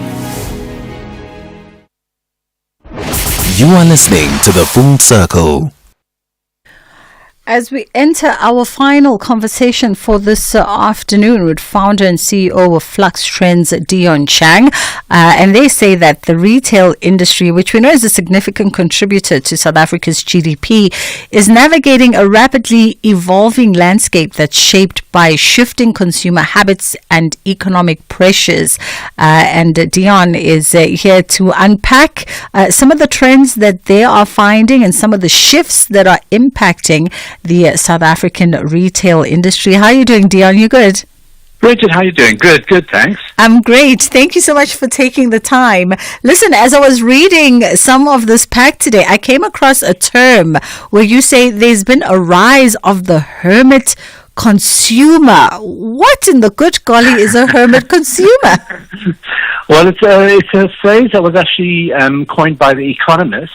And it was a whole lot of research they did, and they sort of studied the consumer behavior post-pandemic. And they actually came out with it at the end of last year, and they reckon it's a $600 billion global shift. And you could actually see the hermit consumer impact in South Africa as well. So people are basically staying more at home. It's also been edged along by a really, really battered economy. The cost of living is through the roof. So people are staying more and more indoors or staying at home. And then on top of that, all of our kind of e-commerce systems and logistics have been refined from the pandemic. So it's a very, very different behavior. And it's also not only just that we're staying at home or staying indoors more, but it's also what we're buying. So you're seeing a bigger trend of things that will fulfill you at home. So even on Sunday in one of the papers, they had stats out of kind of very high-end cookware. So pots, pans and things, so people are spending on that. So that's just another sort of element that says, yes, we sort of being much more hermits and not wanting to go out. Because if you think about it, you stream your entertainment, you get your food delivered, you get your groceries delivered. So yeah, people are not really going out that much. Jeez, I wonder what the impact of this hermit behavior is going to be on us, 20 years down the line. But I guess that's a conversation for another day. Now, what does this mean by way of businesses and how businesses navigate and respond to this hermit consumerism now? Yeah, well, before the pandemic, we were tracking this whole move for retailers specifically, and in South Africa we love our malls, and the malls are kind of battling with the onset of e-commerce. And so the buzzword was experiential marketing. So you give somebody a reason to come to your shopping mall or your retail outlet. But that sort of translated into more kind of entertainment. There were things that were happening. It wasn't that. So what I'm saying now is where we've evolved to is because there's a cost of living crisis, people are a lot more pragmatic about how they want to spend their money. You want value for money. You don't just want to throw money away. And you also want service that goes above and beyond just a transactional relationship. So, you find that as well. If you go into a store or even online, and that's the difficult part of it, is replicating that good service if you're a business that is online as well as offline. And you tend to be more loyal to a company, a brand, if they just go beyond selling you a product. It makes you feel much better. So that's the challenge now, is if you're online, seamless UX, which stands for user experience, so how you navigate your e-commerce site. It's got to be easy. It's got to be, you don't have to jump through, make too many hoops. Yeah. And then also, if you are in a physical realm, then, is that space welcoming? Does it, there's a thing called dwell time. Are you lured into kind of spending more time looking at things? So you've got to create visual stories if you're a retailer, so that you keep that customer looking at things and going on a journey there. So it's a very different retail environment, and I think the competition is only going to get fiercer because e-commerce is already evolving into live stream social commerce, which means selling your stuff live on social media platforms. Oh, very interesting. Okay. And then I wonder, because you also said, right, that we're very much a mall society. I mean, you can't swing your handbag without hitting a mall in South Africa. There's so many, a convenience center.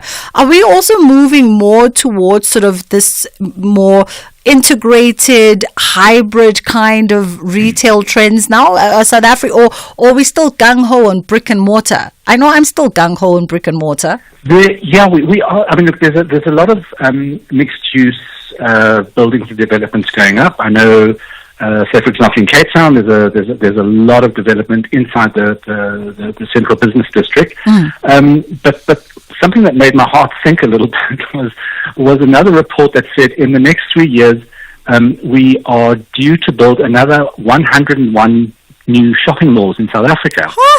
And already we are the 6th highest concentration of shopping malls in the world, but we are not the 6th highest economy in the world. Wow. So you're thinking, where does this kind of infinite growth go? But therein lies a very interesting thing. So they said a lot of the successful new malls, and you see them popping around, are those strip malls.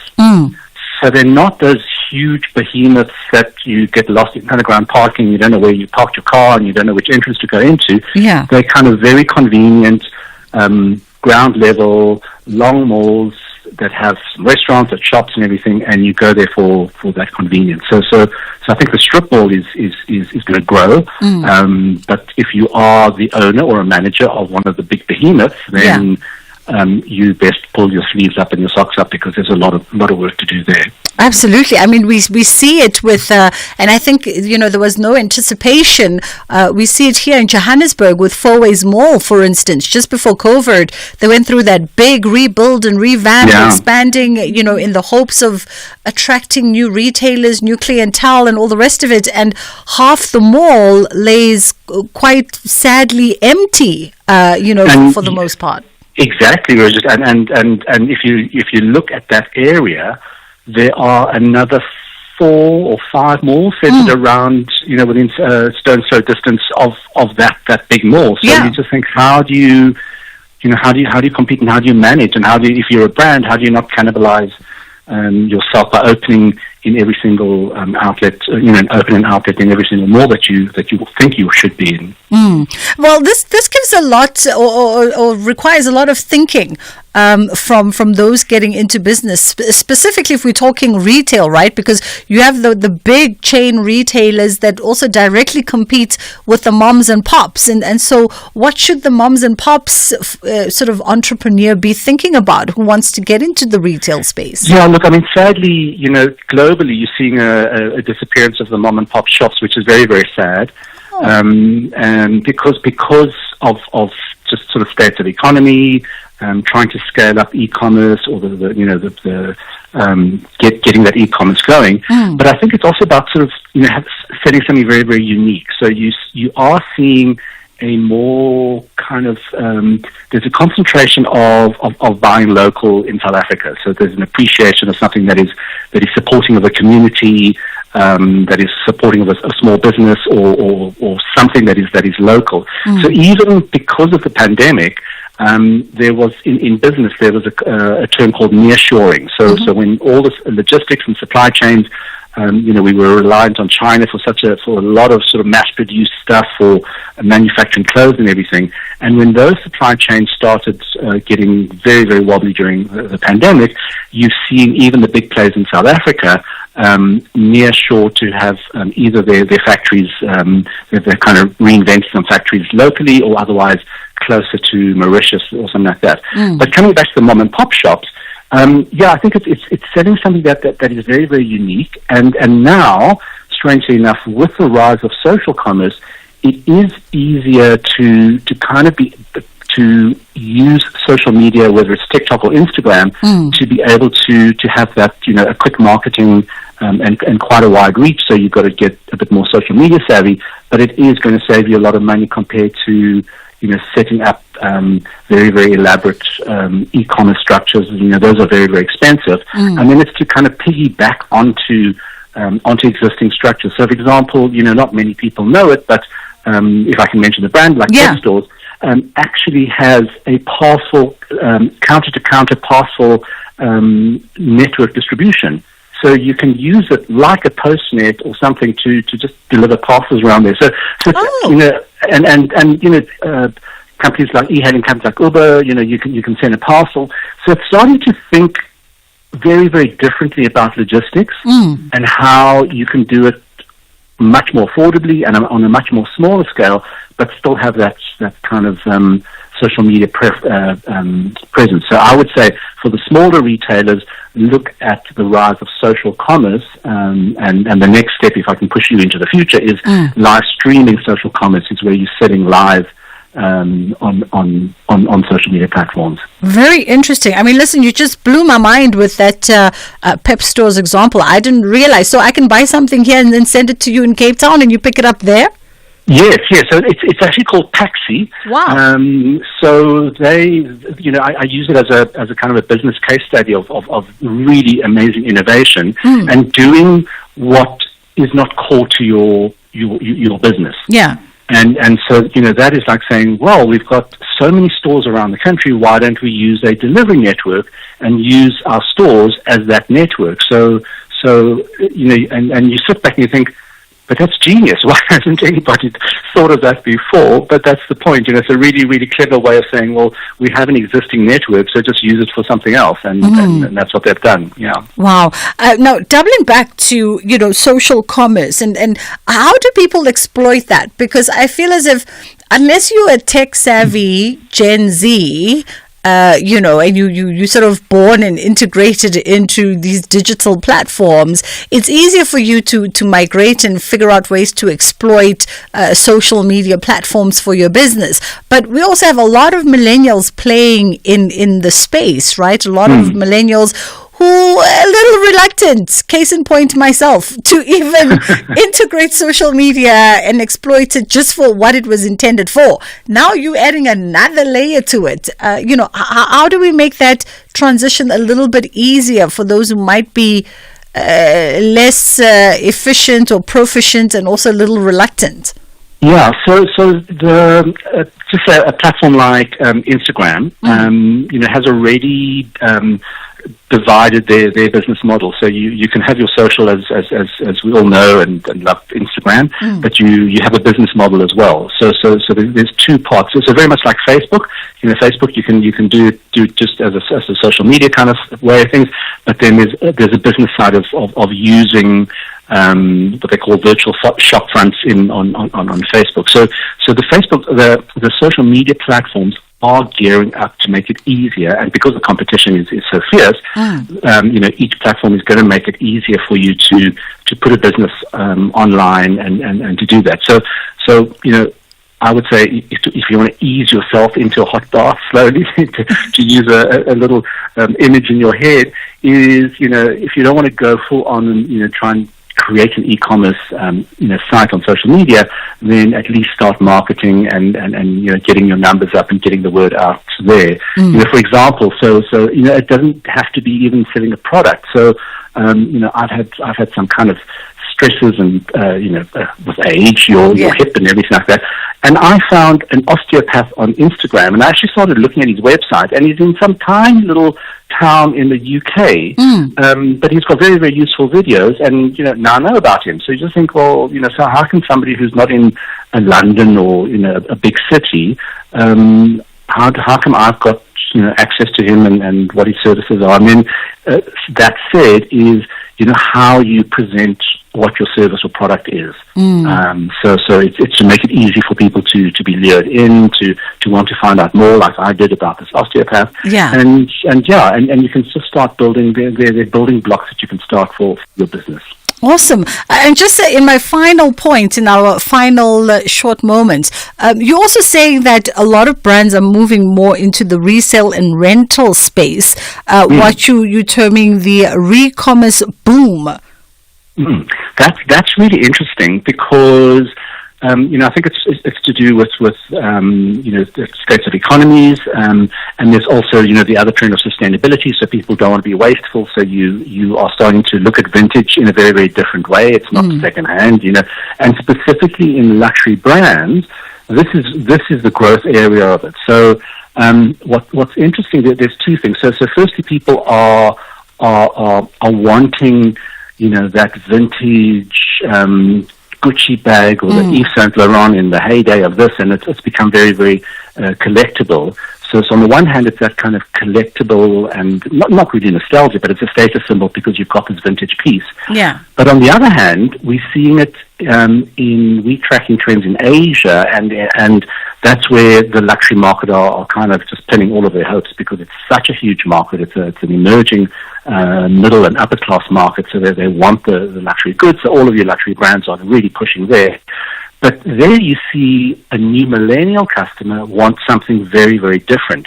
They are looking to not just buy the handbag and because of the label and what it is, but they're looking at the resale value of it. So they're looking at it as an investment and what it's going to be worth in the next decade or whatever. So it's a very interesting shift in terms of just buying a luxury item. So the world is changing in retail very, very rapidly. Very interesting indeed. Always illuminating to be in conversation with yourself and your team at Flux Trends. We appreciate the time. That was a founder and CEO of Flux Trends, Dion Chang, a man who's well versed in rebranding himself. And one day we're going to have him in studio and have a conversation around that as well, because he's done it so many times and done it with such great success, but still keeping the golden thread and the essence of the brand that he's built over the last 3 decades or so in South Africa and of course abroad. That is how we wrap up the conversations from our end today on the show. We thank you so much for choosing to be with us. We are going to hand over to Ashraf, but before that we have a quick break, and then Madupi is coming through with your news at 3 o'clock. Inshallah, God willing, we do it again. The Serengeti, located on the northern part of Tanzania, bordering Kenya on the north and Ngorongoro in the south. Home to the African Big Five and millions of zebras, birds and other predators. Serengeti 2 returns to the unspoiled corner of the Serengeti for more animal drama.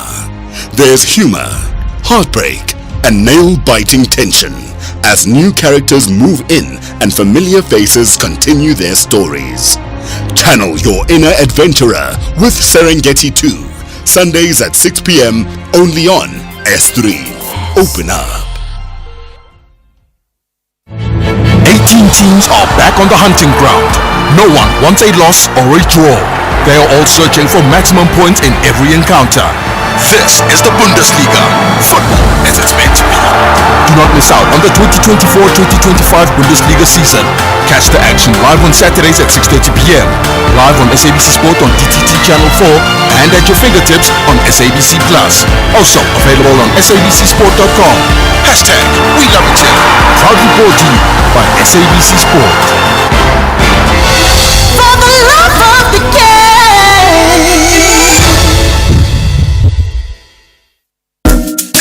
SAFM is celebrating its 88th birthday, and what better way to celebrate than with you, our loyal listener. We will be giving away 8,800 to 10 lucky listeners during the month of August.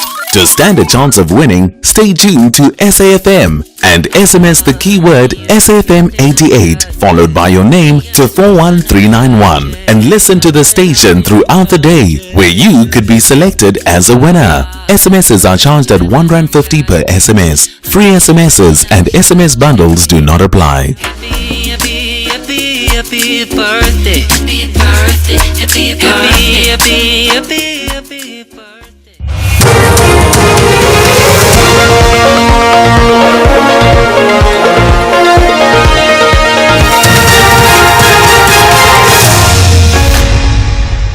The top stories at 3 o'clock. A new speaker elected in Joburg and Cholota challenges her arrest. A very good afternoon. Action SA's Nobuhle Mthembu has been elected as the new speaker in the city of Joburg. The Joburg City Council held a special sitting to elect